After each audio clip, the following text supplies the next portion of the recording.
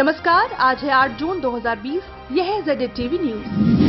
मैं हूँ रश्मि नेगी बिष्ट और आप सभी का स्वागत है हमारे चैनल में। अपने गांव, कस्बों और शहरों की खबर अगर जानना चाहते हैं तो हमें आपके फोन के भीतर, जी हाँ, तुरंत सब्सक्राइब करें हमारे YouTube channel ZD TV news. और आप जिस जगह से हमारा ये न्यूज बुलेटिन सुन पा रहे हैं, अपने शहर, गांव का नाम नीचे कमेंट सेक्शन में जरूर बताएं।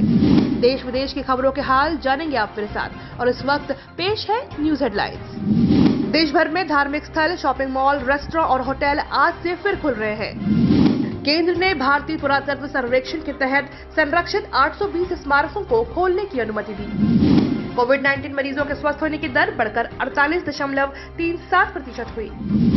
दक्षिण पश्चिम मानसून मुंबई में 11 जून तक पहुंचेगा और विश्व मौसम विज्ञान संगठन ने चक्रवात अम्फन के पूर्वानुमान के लिए भारतीय मौसम विभाग की सराहना की। और अब खबर विस्तार से।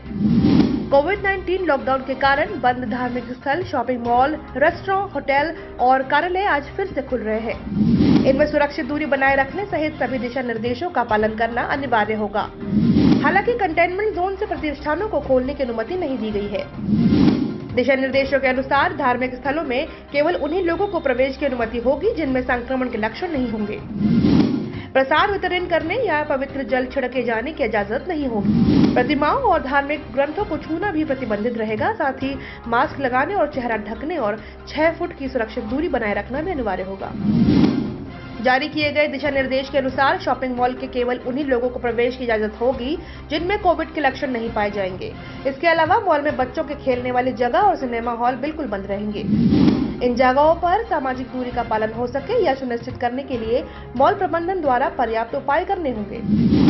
फूड कोर्ट क्षेत्र में भी कुल बैठने की क्षमता का 50% ही उपयोग में लाने की इजाजत होगी। वहीं रेस्टोरेंट के लिए जारी किए गए दिशा निर्देश के अनुसार प्रवेश द्वार पर हाथों को धोने और थर्मल स्क्रीनिंग का प्रावधान करना होगा। इन जगहों पर लोगों को बैठकर खाने के बजाय खाद्य पदार्थों को ले जाने के प्रति प्रोत्साहित करने की सलाह दी गई है। इन जगहों पर कुल बैठने की क्षमता का 50% ही उपयोग में लाने की अनुमति होगी। वहीं होटलों में आने वाले आगंतुकों को अपने यात्रा का विवरण और स्वास्थ्य की स्थिति की जानकारी आगंतुक कक्ष पर उपलब्ध करानी होगी। आगंतुक के ठहरने वाले कक्ष और अन्य सेवाओं को समय समय पर सैनिटाइज करना होगा। साथ ही रसोई घर को भी समय समय पर सैनिटाइज कराना होगा।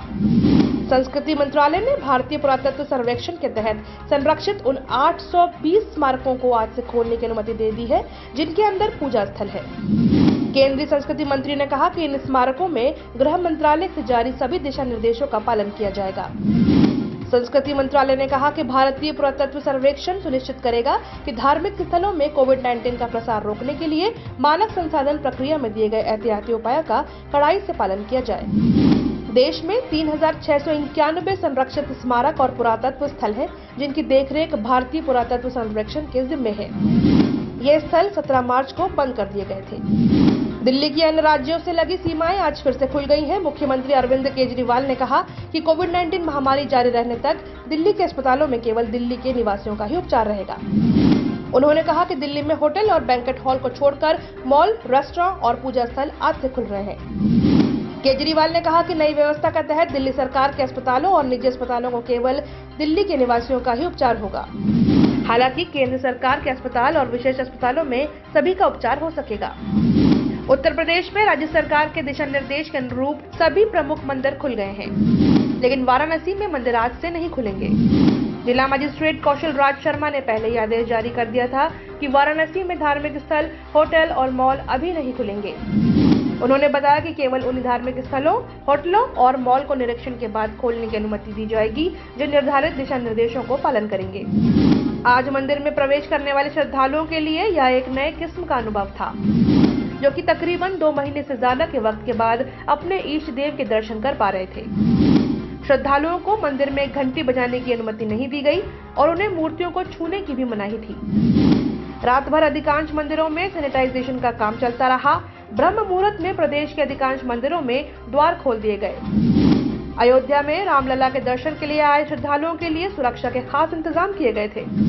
कनक भवन और हनुमानगढ़ी में भी श्रद्धालुओं की सुविधा के लिए जमीन पर गोले बनाकर उनके खड़े होने के स्थान तय कर दिए गए हैं और सिर्फ 5 लोगों को ही एक बार में मंदिर में प्रवेश की अनुमति दी जा रही है।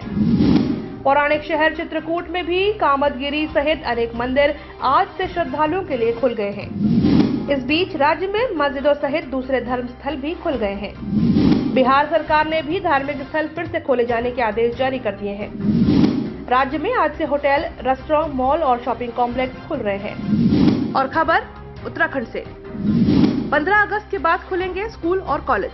आपको बता दें कि छात्रों, शिक्षकों और अभिभावकों के हफ्ते भर के भ्रम के बाद मानव संसाधन विकास मंत्री रमेश पोखरियाल निशंक ने कहा कि स्कूल और कॉलेजों को अगस्त 2020 के बाद फिर से खोला जाएगा। उन्होंने कहा 15 अगस्त तक सभी परीक्षाओं के परिणाम घोषित करने की कोशिश की जा रही है। इस संबंध में दिल्ली के उप मुख्यमंत्री मनीष सिसोदिया ने एचआरडी मंत्री रमेश पोखरियाल निशंक को स्कूल पुनः खोलने की योजना पर पत्र लिखा था। इस बात की जानकारी उन्होंने कल ट्वीट के माध्यम से दी थी। उन्होंने अपने पत्र में लिखा था, समय आ गया है कोरोना के सह-अस्तित्व को स्वीकारते हुए देश में स्कूलों की भूमिका नए सिरे से तय की जाए। उत्तराखंड के कोटद्वार बेस अस्पताल में कोविड-19 से जूझ रहे 7 मरीज पूरी तरह स्वस्थ हो चुके हैं और वन मंत्री हरक सिंह रावत ने उनका सम्मान किया है। विधायक हरक सिंह रावत की मौजूदगी में बेस अस्पताल के स्टाफ द्वारा फूलों की वर्षा करते हुए ठीक हो चुके कोरोना संक्रमितों को विदाई दी गई। इसके बाद वे अपने घर जा चुके हैं। इस मौके पर मंत्री हरक सिंह रावत ने बेस अस्पताल में कोरोना संक्रमितों का इलाज करने वाले चिकित्सकों, पैरामेडिकल स्टाफ व अन्य स्टाफ का धन्यवाद किया और दिन रात एक करके कोरोना योद्धा के रूप में कोरोना संक्रमण की रोकथाम के लिए किए गए कार्य के लिए भी बधाई दी। देश का पहला ज्योतिर्लिंग प्रसिद्ध सोमनाथ मंदिर आज फिर से खुल रहा है। श्रद्धालुओं को सलाह दी गई है कि वे 12 जून के बाद ऑनलाइन बुकिंग के जरिए सोमनाथ मंदिर आएं। ट्रस्ट ने श्रद्धालुओं के लिए व्यापक दिशा निर्देश जारी किए हैं। इन दिशा निर्देशों के अनुसार मास्क पहनना सभी भक्तों के लिए अनिवार्य है। 65 वर्ष से ऊपर के बुजुर्ग और 10 साल से कम उम्र के बच्चों को मंदिर न जाने की सलाह दी गई है। उधर गोवा में गिरजाघर और मस्जिद नहीं खोले जा रहे हैं। संबंधित धर्मगुरुओं ने कहा कि मौजूदा स्थिति पूजा स्थल के फिर से खोले जाने के अनुकूल नहीं है। ऑल गोवा मुस्लिम जमात एसोसिएशन ने भी राज्य में बढ़ते संक्रमण को देखते हुए सभी मस्जिदें 30 जून तक बंद रखने की बात कही है। उधर अरुणाचल प्रदेश में भी राज्य सरकार ने सभी धार्मिक स्थलों और पूजा घरों को 30 जून तक बंद रखने की घोषणा की है। मध्य प्रदेश में बच्चों को कोरोना संक्रमण से बचाने के लिए सभी सरकारी और गैर सरकारी स्कूलों को 30 जून तक अवकाश घोषित किया गया है। इस अवधि के दौरान ऑनलाइन शिक्षण गतिविधियां जारी रह सकती हैं। छत्तीसगढ़ में कोविड-19 संक्रमित रोगियों की संख्या 1000 को पार कर गई है। राज्य में कल 76 नए कोरोना रोगियों का पता चला। इन्हें मिलाकर राज्य में संक्रमित व्यक्तियों की कुल संख्या 1073 हो गई है। और गुजरात में कल कोविड-19 संक्रमण के 480 नए मरीजों का पता चलने से साथ ही संक्रमितों की कुल संख्या 20,000 को पार कर गई है। तमिलनाडु में कल 1515 लोगों में कोरोना संक्रमण की पुष्टि हुई है। राज्य में कुल संक्रमितों की संख्या 31,667 हो गई है। केरल में कोविड-19 से एक और मौत होने के बाद राज्य में मरने वालों की संख्या 16 हो गई है। राज्य में कोविड संक्रमित लोगों का ग्राफ लगातार बढ़ रहा है। इस समय राज्य में कोविड-19 के सक्रिय मामलों में संख्या 1095 हो गई है। केरल में आज से जिलों में व्यापक एंटीबॉडी परीक्षण शुरू कर रहा है। दुनिया में कोरोना वायरस से मरने वालों की संख्या 4,02,668 हो गई है। दुनिया में कोरोना वायरस के मरने वालों की संख्या 4,02,678 हो गई है। अब तक 70,05,882 लोग इससे संक्रमित हो चुके हैं। कोरोना से अमेरिका में सबसे ज्यादा मौतें हुई हैं। वहां अब तक 1,10,000 लोग इस महामारी से जान गंवा चुके हैं। नागरिक उड्डयन मंत्री हरदीप सिंह पुरी ने कहा कि विदेशी नागरिकों की यात्रा पर लगी पाबंदियां जैसे ही खत्म होंगी, नियमित अंतर्राष्ट्रीय उड़ानों का परिचालन फिर से शुरू करने का फैसला लिया जाएगा। उन्होंने कहा कि गंतव्य देशों को अपने यहां आने वाली उड़ानों को अनुमति देने के लिए तैयार रहना होगा। केंद्रीय गृह मंत्री अमित शाह ने प्रधानमंत्री नरेंद्र मोदी के नेतृत्व में कोविड-19 के खिलाफ संघर्ष के लिए भाजपा कार्यकर्ताओं से एकजुट होने का आह्वान किया है। पार्टी की पहली वर्चुअल रैली बिहार जनसंवाद को संबोधित करते हुए उन्होंने कहा कि यह रैली कोई चुनावी या राजनीतिक रैली नहीं है, बल्कि यह कोरोना के खिलाफ हमारी लड़ाई में देश के लोगों को एक साथ लाने के लिए है। अमित शाह ने कहा कि भारतीय जनता पार्टी पूरे देश में 75 ऐसी वर्चुअल रैलियों का आयोजन करेगी। विपक्षी दलों की आलोचना करते हुए उन्होंने कहा कि ये दल प्रवासी श्रमिकों के नाम पर राजनीति कर रहे हैं। उन्होंने कहा कि मोदी सरकार द्वारा लगभग 1.25 करोड़ प्रवासियों को उनके गृह राज्य पहुंचाया गया है और उनके कल्याण के लिए कई उपाय भी किए गए हैं। भारतीय जनता पार्टी ने अरुणाचल प्रदेश में राज्यसभा चुनाव के लिए अपने उम्मीदवार की घोषणा की है। पार्टी ने इस महीने की 19 तारीख को होने वाले द्विवार्षिक चुनाव के लिए नबाम रेबिया को मैदान में उतारा है। राज्यसभा की 24 सीटों के लिए चुनाव 19 जून को होंगे। इसमें 18 वो सीटें हैं जहां पूर्णबंदी के कारण मतदान पहले स्थगित कर दिया गया था और 6 सीटें जून और जुलाई में रिक्त हो रही हैं। कल नामांकन दाखिल करने की अंतिम तिथि है। जम्मू कश्मीर में शोपिया जिले में सुरक्षा बलों के साथ मुठभेड़ में 4 आतंकवादी मारे गए हैं। पुलिस महानिदेशक दिलबाग सिंह ने बताया कि सुरक्षा बलों ने शोपिया जिले के पिंजौरा इलाके में आतंकवादियों के छिपे होने की सूचना मिलने के बाद कार्रवाई शुरू की थी। विश्व मौसम विज्ञान संगठन ने चक्रवात अम्फन के सटीक पूर्वानुमान के लिए भारतीय मौसम विभाग की सराहना की है। संगठन के महासचिव ई मनिनकोवा ने भारतीय मौसम विभाग के महानिदेशक मृत्युंजय मोहपात्रा के लिखे पत्र में कहा, चक्रवात की दिशा, गहनता, रफ्तार और समय का सटीक आकलन 3 दिन से भी पहले उपलब्ध कराए जाने से समय रहते कार्रवाई में मदद मिली।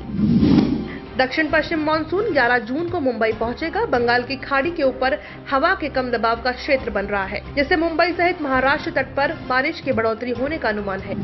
भारतीय मौसम विज्ञान विभाग ने बताया कि अतीत में यह देखा गया है कि जब बंगाल की खाड़ी में कम दबाव का क्षेत्र बनता है तो वर्षा में सक्रिय बढ़ोतरी होती है।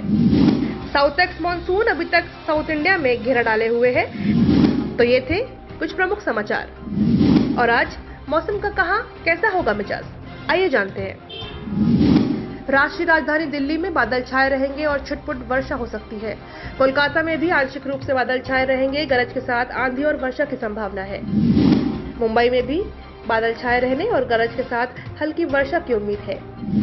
चेन्नई में आंशिक रूप से बादल छाए रहेंगे और केंद्र शासित प्रदेश जम्मू कश्मीर के जम्मू में आसमान साफ रहेगा, लेकिन दोपहर बाद या शाम तक बादल गिर सकते हैं। श्रीनगर में हल्के बादल छाए रहेंगे, दोपहर बाद या शाम तक बादल घने हो सकते हैं। गिलगित में दिन में आसमान साफ रहेगा, लेकिन दोपहर बाद या शाम तक बादल गिरने की उम्मीद है। हमारे YouTube चैनल से जुड़ने के लिए ZA TV को सब्सक्राइब करें और नए वीडियो सबसे पहले देखने के लिए नीचे दिए गए बेल बटन को प्रेस करना ना भूलें। आज का न्यूज सेगमेंट आपको कैसा लगा हमें कमेंट सेक्शन में जरूर बताएं। साथ ही इसे शेयर भी करें। और अभी दीजिए मुझे इजाजत। कल होंगे रूबरू इसी समय पे आप सभी के साथ। बाकी और खबरों से जुड़ने के लिए लॉगिन करें हमारी वेबसाइट www.zatvnews.com। नमस्कार।